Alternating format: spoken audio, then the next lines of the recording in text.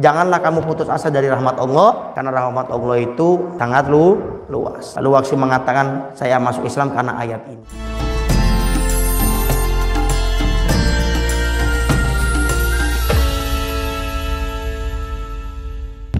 Dulu ada sahabat Nabi sallallahu alaihi wasallam namanya Waqsy. Pernah dengar? Waqsy seorang yang membunuh paman Nabi Sayyidina Hamzah. Dalam perang Uhud ada seorang perempuan sebelum dia masuk Islam namanya Hindun.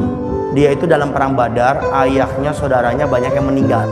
Dibunuh sama siapa? Di antaranya dengan Sayyidina Hamzah, paman Nabi. Sehingga singkat cerita akan terjadi perang Uhud. Itu Hindun ini mencari satu orang yang nanti bakal dibayar khusus untuk membunuh Sayyidina Hamzah. Dan dia mencari orang yang pandai menombak.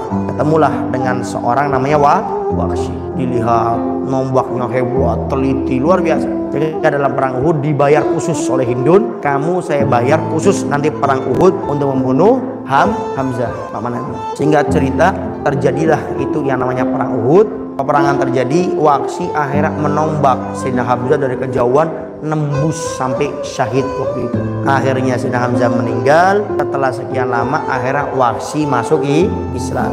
Waktu Waqsy mau masuk Islam itu sampai ada 3 ayat yang Allah turunkan kepada Waqsy. Yang pertama ayatnya kurang lebih mengenai bahwasanya orang kalau bertobat itu nanti akan diampuni oleh Allah selama dia berbuat kebaikan. Waqsy mengatakan, saya kayaknya nggak mampu kalau sudah tobat berbuat kebaikan, saya takut nggak mampu. Turun ayat lagi yang selanjutnya menekankan, pokoknya selama kamu bertobat kamu tidak melakukan kesyirikan akan diampuni oleh Allah. Tapi saya ragu dosa syirik saya ini diampuni tidak sama Allah. Yang ketiga turun lagi ayat yang menyatakan, janganlah kamu putus asa dari rahmat Allah, karena rahmat Allah itu sangat luas.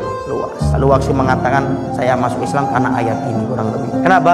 Karena diterimanya tobat seorang tidak pakai perantara, artinya langsung saja diterima oleh Allah. Yang penting jangan putus asa.